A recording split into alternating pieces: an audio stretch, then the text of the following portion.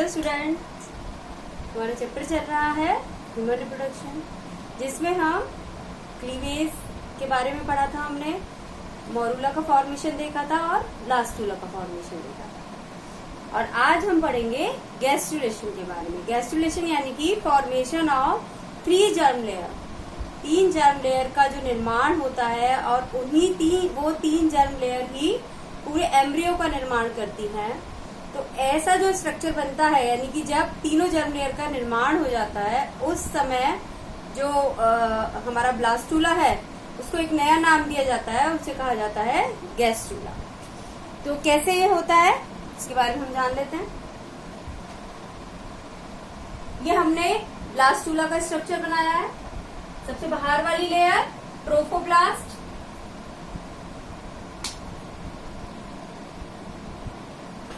बाहर वाली लेयर है ट्रोफोब्लास्ट।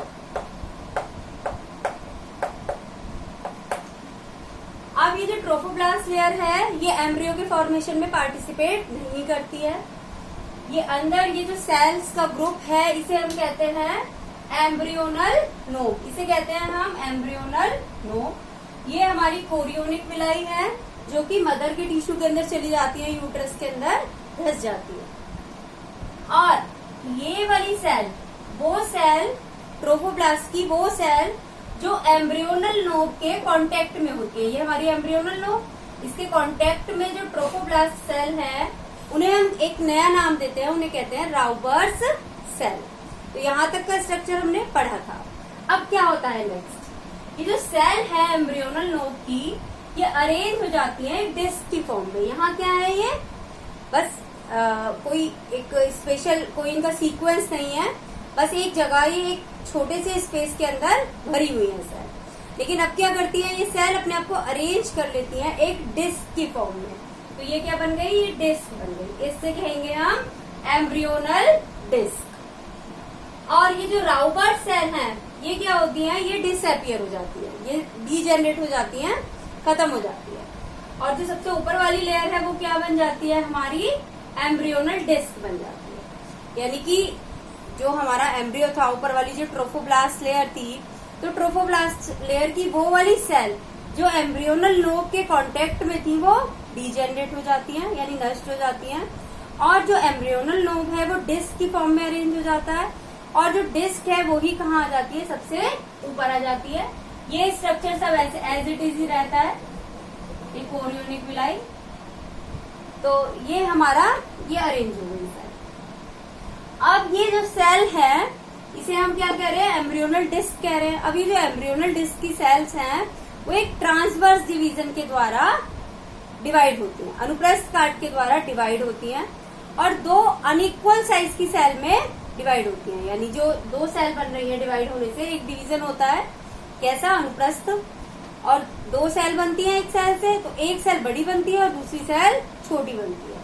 तो जो ऊपर वाली बड़ी सेल है, कॉलमनर सेल है, स्तंभाकार सेल है, उन्हें हम कहते हैं एपीब्लास्ट सेल। और जो नीचे वाली जो सेल छोटी सेल है, घनाकार सेल है, क्यूबॉइडल सेल है, उन्हें हम कहते हैं हाइपोब्लास्ट सेल। एपीब्लास्ट सेल और ये हो गई हमारी हाइपोब्लास्ट सेल। तो हाइपोब्लास्ट सेल एम्ब्रियो के फॉर्मेशन में पार्ट नहीं लेती हैं, केवल एपीब्लास्ट सेल ही एम्ब्रियो का फॉर्मेशन करती है। अब ये जो डिस्क है इसका एक एंड कहलाता है सिफेलिक एंड और दूसरा एंड कहलाता है कॉर्डल एंड। ये वाला एंड सिफेलिक एंड और ये वाला एंड कॉर्डल एंड। अब क्या होता है आगे, अब ये जो हमारी डिस्क है एम्ब्रियोनल डिस्क, इसकी सेल्स डिवाइड करती हैं और डिवाइड करने के बाद ये जो लेयर है इससे अलग हो जाती है। यहाँ हमने केवल एपीब्लास्ट सेल दिखाई है, हाइपोब्लास्ट सेल यहाँ हमने नहीं दिखाई। ये हमारी एपीब्लास्ट सेल है।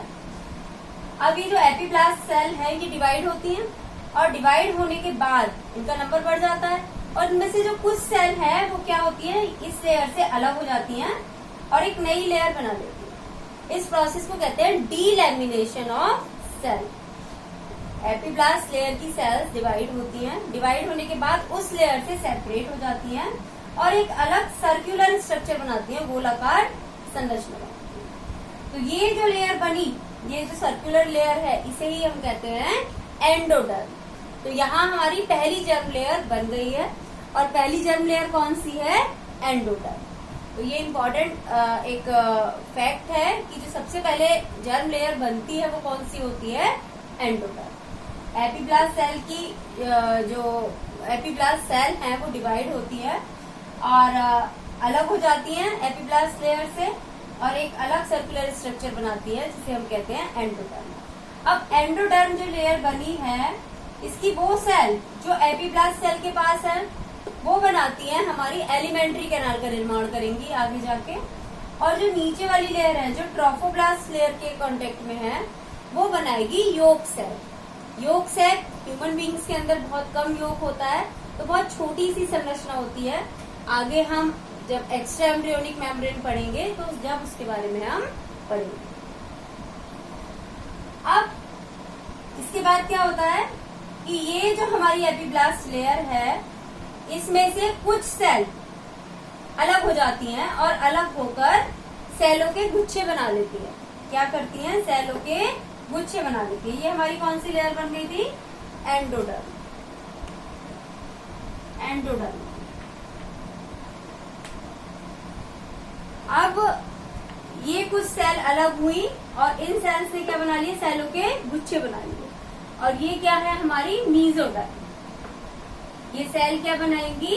मीजोडर्म बनाएंगी। जो मीजोडर्म है वो अलग अलग तरह के टिश्यू बनाता है हमारी बॉडी के अंदर। तो जहाँ मीजोडर्म टिश्यू की जरूरत होती है, जहाँ मीजोडर्म टिश्यू होता है, ये सेल वहीं चली जाती है और उस टिश्यू की फॉर्मेशन करती है। तो इस तरीके से जो दूसरी लेयर बनी वो क्या है? Mesoderm layer. अब ये जो एपीब्लास्ट सेल है ये डिवाइड होती हैं, और डिवाइड होने के बाद ट्रोफोब्लास्ट लेयर के अंदर की तरफ एक और लेयर बना लेती है। एपीब्लास्ट सेल डिवाइड हुई और डिवाइड होने के बाद ये जो ट्रोफोब्लास्ट है, बाहर वाली क्या है? ट्रोफोब्लास्ट, इसके अंदर की तरफ एक और लेयर बना देती है, और ये लेयर क्या होती है? एक्टोडर्म। इसे हम कहते हैं एक्टोडर्म। तो इस तरीके से हमारी तीनों लेयर बन गई हैं, मीजोडर्म, एक्टोडर्म एंड एंडोडर्म। एक बार फिर समझ लेते हैं। ये हमारा ब्लास्टुला है, बाहर वाली लेयर ट्रोफोब्लास्ट, अंदर वाली एम्ब्रियोनल नोक। ट्रोफोब्लास्ट की वो सेल जो एम्ब्रियोनल नोक के कांटेक्ट में होती हैं उन्हें हम कहते हैं राउबर्ट सेल। ये राउबर्ट सेल नष्ट हो जाती हैं, डीजेनरेट हो जाती हैं, और जो एम्ब्रियोनल नोक की सेल है वो कैसे हो जाती है? डिस्क की फॉर्म में अरेंज हो जाती है। और जो सबसे बाहरी लेयर है वो एम्ब्रियो की, ये इस ब्लास्टुला की, ये क्या बन जाती है? ये वाली लेयर एम्ब्रियोनल डिस्क बन जाती है। अब एम्ब्रियोनल डिस्क की सेल डिवाइड होती हैं ट्रांसवर्सली, अनुप्रस्थ काट से। एक बड़ी सेल बनाती है, एक छोटी सेल बनाती है। बड़ी सेल एपीब्लास्ट सेल होती है जो एम्ब्रियो का निर्माण करती है, और छोटी सेल हाइपोब्लास्ट सेल होती है, ये एम्ब्रियो के निर्माण में पार्ट नहीं करती है। अब ये जो एपीब्लास्ट है इसकी कुछ सेल जब ये डिवाइड होता है, कुछ सेल इससे अलग हो जाती हैं, अलग होकर एक सर्कुलर स्ट्रक्चर बना लेती हैं, और इस सर्कुलर स्ट्रक्चर को कहते हैं हम एंडोडर्म। तो पहली जर्म लेयर कौन सी बनी? एंडोडर्म। इसके बाद इसमें से कुछ सेल अलग हो जाती हैं, डिटैच हो जाती हैं, और सेल के गुच्छों के रूप में वो अलग हो जाती है इससे। तो इन सेलों के गुच्छों को कहते हैं हम मीजोडर्म। और इसके बाद जो बाकी जो एपीब्लास्ट सेल बची ये फर्दर डिवाइड होती हैं और ट्रोफोब्लास्ट के अंदर की तरफ एक लेयर बना देती हैं पूरी, और इस लेयर को कहते हैं हम एक्टोडर्म। तो इस तरीके से तीनों जर्म लेयर का निर्माण होता है और गैस्ट्रुला की फॉर्मेशन होती है। गैस्ट्रुला की फॉर्मेशन में एक और कैविटी बनती है जिसे हम कहते हैं एमनियोन। एमनियोटिक कैविटी कहते हैं, और एक लेयर बनती है एमनियोन। अब ये जो एमनियोटिक कैविटी होती है इसके अंदर फ्लूइड भरा होता है, इसके अंदर एमनियोन जो है वो भ्रूण को सुरक्षा प्रदान करती है, एम्ब्रियो को सुरक्षा प्रदान करती है। कैसे बनती है? अब देखो, हमने ये कहा था कि ये हमारी एम्ब्रियोनल लोब है और ये वाली जो सेल है वो डीजेनरेट हो जाती है। तो जब ये सेल डीजेनरेट हो जाती है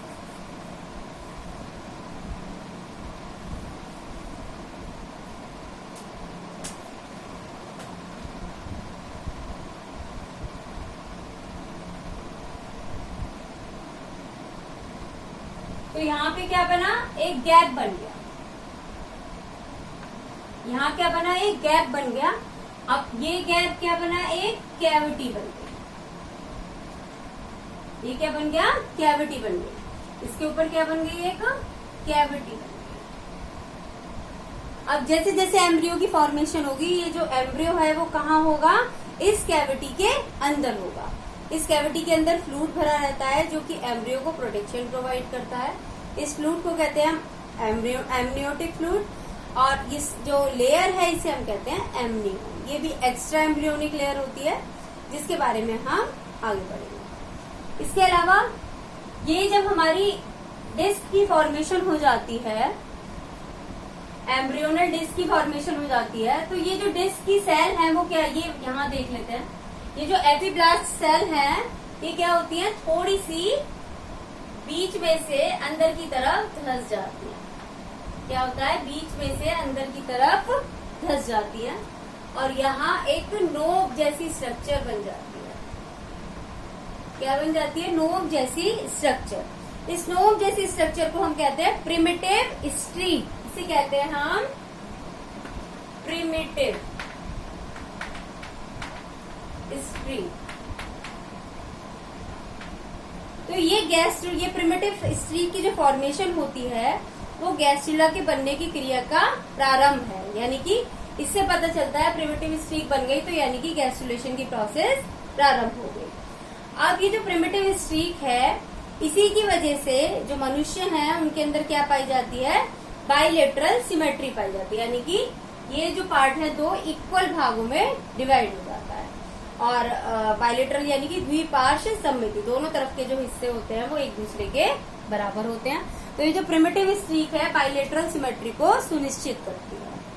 तो एम्नियोन क्या है, एम्नियोन एक लेयर होती है, एक्स्ट्रा एम्ब्रियोनिक लेयर, जिसके अंदर एक कैविटी होती है, उसके अंदर भ्रूण होता है और जो भ्रूण है ये उसको प्रोटेक्शन प्रोवाइड करती है एक्सटर्नल शॉक से। इसके अंदर एक फ्लूइड भरा होता है जिसे हम कहते हैं एमनियोटिक फ्लूइड। और प्रिमिटिव स्ट्रीक की फॉर्मेशन होती है एपिब्लास्ट लेयर की सेल बीच में से कुछ अंदर की तरफ धंस जाती है, वहां पर एक नोक जैसी स्ट्रक्चर बन जाती है और इसे हम कहते हैं प्रिमिटिव स्ट्रीक। और जो प्रिमिटिव स्ट्रीक है गैस्ट्रुला के गैस्ट्रुलेशन के प्रारंभ को दर्शाती है। यानी कि प्रिमिटिव स्ट्रीक की फॉर्मेशन हुई यानी कि गैस्ट्रुला की फॉर्मेशन स्टार्ट हो गई।